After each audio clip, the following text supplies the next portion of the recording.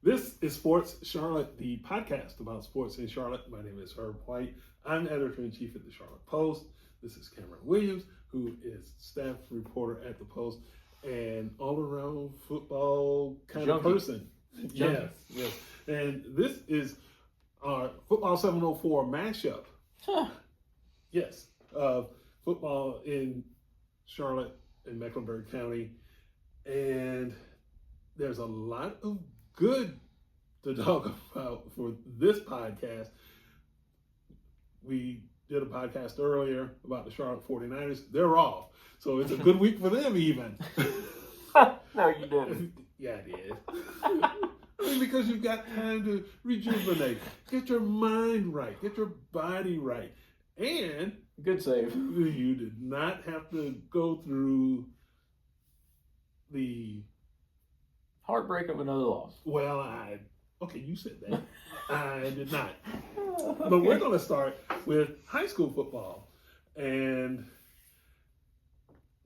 the Magnificent Seven is out this week, just like we do every week. And no surprise at the top with Huff, number one. And I said when Huff ascended to first after the first week of play, they're going to be there for a while. Yeah. The issue is, will they be there at season's end? I see no reason to doubt that they will make it through another week of dominant football. Well, they've got West Meck. Oh, yeah. West Charlotte just beat 55 to zip. Zippity zip. Look, the Huskies, they're number one. They deserve to be. For a reason. They've beaten high quality opponents. 63 to 15 against New Bern. I would have predicted Huff to win that game, but holy smokes, did their offense find a rhythm? 63 points, my goodness. I was talking with Coach Baker. He said they generated 6 to 7 turnovers on defense too. Hard to lose when you do that. It is very hard to lose. Second, West Charlotte. My boy Sam Grinder. It has not been the easiest of sledding. Or prettiest. But after starting 1-2, they have beat up on Providence and West Meck the last 2 weeks to get to a winning record for the first time all season. Mm-hmm. They were 0-1, 1-1, lost to South Point 1-2, so they are back in on the good side of 500. Mm-hmm. Independence, Mallard Creek, two teams with 4-1 records. I know we'll talk a little bit here in just a second about this West Charlotte Mallard Creek game this week. That's game of the week. That is going to be good. Palisades, Myers Park. I may have Myers Park above Palisades, but Audrey Kell. Solid ranking for the second week in a row. Give my man some props. We love giving props around here. I know you need to tissue. You need. But overall, solid ranking. Let's dive into this West Charlotte Mallard Creek game. Mm-hmm. Oh, I saw on Twitter or X. Yes, or on X. Friend of the Post, Mr. Langston Wirtz over at the Observer, posted his little picks of the week with his panel of guys. And Nate Wimberly from WBTV, another friend of the Post, he was the only one to pick Mallard Creek. And so naturally, me knowing Kennedy Tinsley, the coach at Mallard Creek, and Sam Grinder at West Charlotte very well, I started to pot a little bit. I tagged Nate. I said, I guess Nate Wimberly's the only one that knows ball, right, Sam Grinder? Oh boy, I'm looking forward to this game. I think it should be a very good game. If one of these teams blows the other out, I'll be very surprised. Last year was the game. It was very close, but it was the one where there was a shooting threat or bomb threat or whatever kind of threat there was in the stands. Turned out it was nothing but a fight. At least that happens. It happens, but they shut down the game. I know I talked with some photographers I knew that were there and reporters, and they were like, yeah, we just stayed where we were at for the longest time, and then they finally resumed the game. Mallard Creek came out on the winning side of that one. It'll be interesting to see what goes on this year. The game is at Mallard Creek, I'm pretty sure. Look, I'm looking forward to it. I know I'll be there trying to get this guy to go out there too. I think that it's the biggest game so far pretty much all year. You could argue South Point and West Charlotte or Huff and South Point or some of these, or West Charlotte and Grimsley. But as far as Charlotte playing Charlotte, this is it. as far as to this point in the year. Mm-hmm. Mallard Creek and Myers Park was very good, but I think this game has a chance to live up to that or even be better. The thing that stands out to me about this is not necessarily that it's Mallard Creek in West Charlotte. It's Power 6. I know. This conference every week is going to be that way. Loaded. We're not going to necessarily throw any shade at North Mecklenburg. Or Chambers, they fell out. Or Butler. Well, but I'm talking about the conference teams. Okay. In terms of who's in this conference. But West Charlotte, Mallard Creek, it kind of goes on and on. Independence. You got 3 of the 6 in the M7. That's pretty stout. That is pretty stout. But I mean, okay, you got Audrey Kell and Palisades.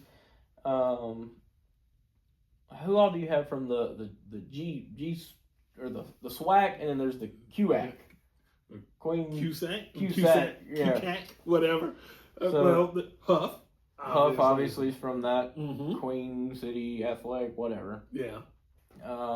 Myers Park. Yeah. And that's it. And then AK. AK is the SWAC. There were Providence and Palisades. Palisades, yeah. So you got 2 SWACs, 2 QACs, and 3 MEC Power 6. Mm-hmm. That's balanced. It is relatively balanced. Mm-hmm. I wonder if Butler and Chambers can wiggle their way back into the M7 at any point this season. Hales has had his tough times. Coach Brian Hales at Butler just kind of, I don't know, getting back in the swing of things. I mean, he doesn't have nearly the same amount of players or the same players that he's had in the gap year that Coach Glenwood Farabee was there. But overall, great rankings. Anything you'd like to add about your rankings? No. What I wrote is what I believe. That this is the best teams in the county. There may be some movement down lower, I think. But honestly, the game of the week is going to be Mallard Creek and West Charlotte. I expect it to be low scoring. I expect somebody to mess up and will open the door for the other side to take advantage. Who that is? 17-14 is going to be the final. Oh. Well, then there's your gap between Mallard Creek and West Charlotte. The kicking. Oh, God. I knew he was going to go there as soon as I said 17. Absolutely. If what you're putting down is worth putting up, then it's going to come down to special teams. And I am still of the opinion that if you don't have dependable kicking and punting, you are exposing yourself when games get tight. I'm just saying. Yeah. I'm just saying. I mean, because if you are 4th and 6, well, 4th and goal from the 6, and you don't have a kicker that you can depend on, and you go for 2 and you no, lose. No, you have to go for it, right? Oh, yeah. I thought you were talking about the instance in the Grimsley-West Charlotte game where they had the false start. Well, that's a perfect one. That's a real life example. It was a 2-point conversion from the 5 or 6 yard line, and they did not get it. And that very well could happen again. So it's not going to be an offensive showcase. There's not going to be those types of fireworks. I think it's going to be low scoring, and it will be either a turnover or something on special teams that will separate those two. That's fair enough. So the F704 roundtable, as we go around the table, we got some Carolina Panthers success. First win of the calendar year. Well, I mean, there's not that many games in January. But still. Okay. Still. I mean, you find your success and you move on. The point of it is, I'm still trying to figure out. They got a shutout. Not just a shutout, it was a 30-point win. It was impressive. I mean, look. Are they really that good, or did the Falcons just lay that big an egg? I think there's an aspect, or there is a scenario where a little bit of both could be sprinkled in here. The Panthers look like a completely different team. The Falcons did their part in helping them out. So I think it is a little bit of a mixture of both. Now, we will learn a lot come this week when they head up north and they face Mr. May and the New England Patriots. Mm-hmm. Charlotte local, shout out Drake May. But Bryce looked deep. I mean, you can't look at his yards and say, oh, he only had 121 yards. He did efficient things. He was 16 of 24. He didn't have 2 interceptions like Michael Penix had. I think the defense stepped up huge for Carolina. Mm-hmm. I mean, you hold Bijan Robinson. Yeah, I mean, Bijan Robinson is a premier back in the NFL. Held him to 72 yards. Didn't have a touchdown, clearly. Chuba did his thing, 73 yards, 17 carries. I just think overall the team, they looked like they wanted it for once. Really bad. They didn't look lackadaisical. They didn't hang their heads at any point. And it always helps when you're playing with a lead after the first quarter. But they looked very, I'm not going to say very good, because I think there's still room for improvement. They're a long way away from winning the NFC South because, man, Tampa Bay is going to be tough. I think Tampa Bay is probably still the division favorite, but you've already got one up on Atlanta, so that's going to go a long way in helping stay above them in the divisional race anyway. But looking ahead to this week, who you got? I will step out on a limb and pick the Panthers, actually. Woo! Why? I don't know. I mean, maybe there's some good feeling left over from Sunday, but I think that the Panthers are an enigma still, and they need to be able to figure out, this is how we're going to do things. This is what we're going to lean into for success. And if the Panthers are built to run the ball efficiently and play defense that works, this is a team that has possibilities. If they fall behind, I don't think they have enough weapons to be able to overcome that. Although I think Tetaroa McMillan, tell you from the day he was drafted, dude was going to be a difference maker. And he has been. I think that he, just go ahead and pencil his name in all rookie. He ain't going to be rookie of the year. That's a Mecca Ibukas to lose right now. Well, maybe so. But if you think about it, it's like, well, if he gets more efficient quarterback play, maybe he could get in there. But that's another point for another podcast. But the Panthers are not going to be a threat to anybody if they're not playing defense. And Mike Vrabel is one of the better coaches in the NFL. He's going to scheme the way he schemes. And you can pretty much depend on his teams being able to play halfway decent defense. So Carolina's going to have to match that. If you can get some decent, efficient running out of Chuba Hubbard and that offensive line, don't turn the ball over. It's basic football. It's knuckle-dragging stuff. You can conjure up Red Grange and Jim Brown. This is the way it's supposed to be played. And if they do those things, they're going to be in it at the end. Mm-hmm. And I would imagine they will probably give themselves a really good opportunity to win. I was definitely going to say take the Panthers on the spread. Win, maybe. Now, New England's 0-2 at home. The Panthers are 0-2 away. Something's going to have to give. One of the two is going to change. I look for Carolina to cover this 5.5 point spread. I don't know if I could go out on a limb and say they're going to win. But if you give them 5.5 points, I think they can keep this to a field goal game. I think it could tend itself to be a low scoring game if both offenses struggle out of the gate. Now, I mean, I've seen crazier things happen, but what if this is Bryce and Drake's just breakout game and they both go for like 300 and 3 touchdowns? Then I'm sitting here looking like a dummy, but I tend to think this is going to be a lower scoring game. 42.5 is a very low over-under. Take the under. I'm thinking this is going to be like a 21-17 type. I was thinking the same thing. Yeah. 21-17. 21-17, maybe 24-17. There won't be a whole lot of points unless somebody just mistakes themselves into a really deep hole. Yeah, well, see, 24-17 though is right at that 42 number. So you're like, yeah. Yeah, but I think that the Panthers, at least getting a win last week, leaves them thinking this is a formula that maybe we should really lean into. And I know Dave Canales is supposed to be the quarterback whisperer and all that other stuff, but sometimes you don't have to pass folks silly to succeed in football. It's still down to blocking, tackling, and running. I'll throw the running part in there because, yeah, it's the surest way to establish dominance. Mm-hmm. You control clock, you control tempo.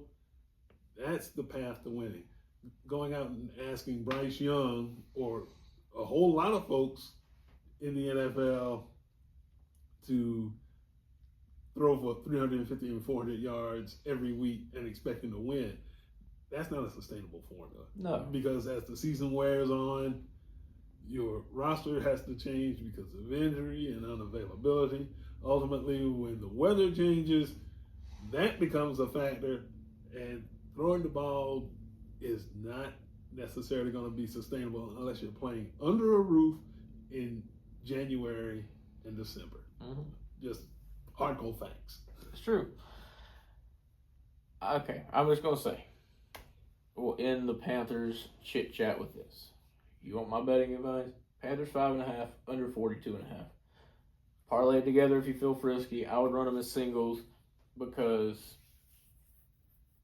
the over-under is probably the one that, well, see, you said 24-17. That would still hit the under, but then the spread wouldn't hit. So maybe the spread's the one I'm worried about the most. You said the Panthers win, though. So if 24-17 hits and the Panthers win, they not only cover the spread, but they also hit the under. Run them as singles at a full unit, 0.4 on the parlay. There's your betting advice from the day from from quadruple, well, triple P, still working on that fourth one. Last round the table we go. Johnson C. Smith. Mm-hmm. Ouchie. Yeah, they were brought to earth with a crashing thud last week at Virginia Union. And if you will recall, in the preseason podcast about the Golden Bulls, I said 9-1. With that being the loss. With that being the loss. So I'm still on track. You are. The thing that maybe, I don't want to say worries me, but worries is a good adjective. They can't lose another game if they want to make the CIAA or the CIAA championship game, at least in my opinion. I don't think they'll lose to, well, who knows? Bluefield State is this week, and that's homecoming. Yeah, we'll talk about homecoming, but my point being is you got Virginia State, who's 2-1 after that. Mm-hmm. Shaw, I think they'll win. Winston-Salem State, look, Virginia State played Winston-Salem State to a 1-point win. So Winston-Salem State's not going to be a pushover. And then obviously we know how last season ended with Fayetteville State and Livingston. Mm-hmm. I wish they would have waited to lose until a little bit later, if they were going to lose. Do I think they're going to lose this week? Absolutely not. I think Maurice is going to take out a little bit of frustration this week. You might see 70 put on the scoreboard. Maybe, because Bluefield State is in a rebuilding capacity.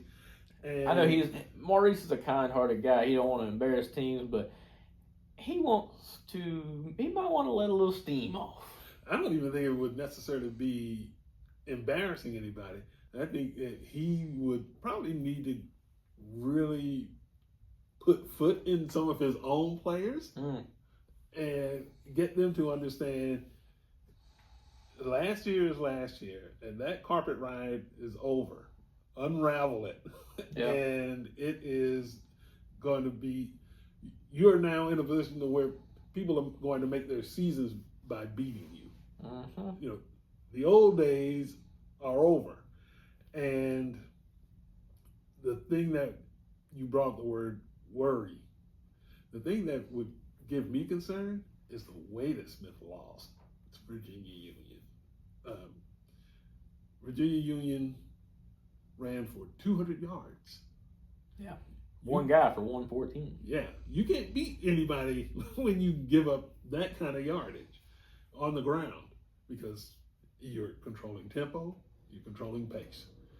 And for comparison, in Maurice Flowers' first year as Smith coach, 3 teams broke the 200-yard barrier. They lost all 3 games. So if you want to draw parallels, corollaries, or whatever, that's not very good. 200 yards rushing, Smith loses. Yeah. Now, on the other hand, when Smith beat Virginia Union last year in Charlotte, the Panthers ran for 40 yards and had an All-America tailback. That's not even that is so far away from what happened a week ago. So Smith is showing some cracks in the run defense, and I think that should raise red flags all over the place. Granted, the first 3 weeks, they were all wins. But I thought that the Elizabeth City State game should have caused some concern. But obviously, you could poo-poo that as well. Elizabeth City was really excited, and the head coach there, Adrian Jones, who's in his first year, was previously at Shaw, and his Shaw teams always played Smith tight.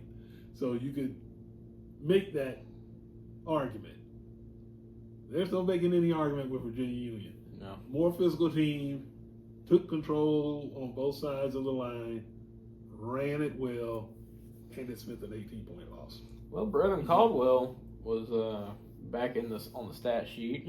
Hadn't been on the stat sheet in a while. I've been trying to look for the positives, and one of them has not been Kelvin Durham as of late. Back-to-back games with interceptions. I know you as a quarterback kind of guy, you always look to, can they not throw the interceptions? Yeah. And he has done that. I know last year who was the quarterback last year? I'm blanking on his name. Darius Ocean. Yep. You always said early on, he's not throwing the interceptions, and then their first loss, bam! You're like, he threw 2 of them. So yeah, because it changes momentum. It does. It does. Not only does it prevent you from scoring points, it opens the door to the other side scoring points. And I think Kelvin Durham has been way more than adequate. And it was not necessarily, he was not the cause of them losing to Virginia Union. He's a dual threat guy. He can beat you with his arm. He can do things with his legs to extend plays. He is not your issue. The issue, at least against Virginia Union, was giving up too much on the ground. And I think that offensively, they can probably do more. I think, again, you need to lean into identity. And that means you're going to have to get that run game untracked. Defensively, last week, you can chalk that up. That was just an underwhelming performance. Where's Kamaro Edmonds been? He's hurt. Okay. And I think he's probably going to be out for the rest of the season. He got hurt in the Valdosta State game. Okay. But it's not like they're running back or... Yeah, Bobby Smith's been playing decent. Yeah, and so they've got 3 dudes who are doing real well. But you have to be able to give them opportunities to set the tone. And I think that you have to be able to start a drive, complete a drive, get points out of the drive, and then let your defense do what it needs to do to keep folks in check. They did not do that against Virginia Union. And if they're going to have any kind of success going forward, not necessarily can they get the 500 success, but can you get to the postseason success? That's the goal. And I think I wouldn't say one loss is the limit. I think 2 is the magic number. You cannot afford a second loss in the CIAA. Not this season. Yeah. And so you talked about wanting to set the tone with with the running game, and they hadn't been able to do that at least yet. Is it an offensive line issue? Do you think? There may be something to do with that. I think, again, you have to be physical and control not only the line of scrimmage, but time of possession. They haven't had a really big differential in terms of time of possession. And that means you're playing even, which is fine as long as you're not playing behind by a whole bunch. But if you're going to play 30 to 32 minutes time of possession, you need to be scoring some points. Yeah. And it seems like offensively against good teams, 20 to 21 points looks like their ceiling right now. And I don't think that's enough to get you where you need to go unless your defense is playing lights out. So what? Well, I give you my opinion as to what's happened in their lack of explosion on offense, but I'm not a college coach. I will let Maurice do the coaching. I think you need a line crouch back up, tailback. I knew you were going to come back to that. What is the biggest change, other than the quarterback change, but apparently this guy is supposed to be a step ahead of Darius Ocean anyway, Kelvin Durham is. What's the biggest change that happened at offense? You took Crouch out the backfield. Well, but the other side of that is Crouch did not play every game last year anyway. That's true, but he also had Kamara Evans, and he's out. But think about the most explosive games that we watched last year from the Golden Bulls.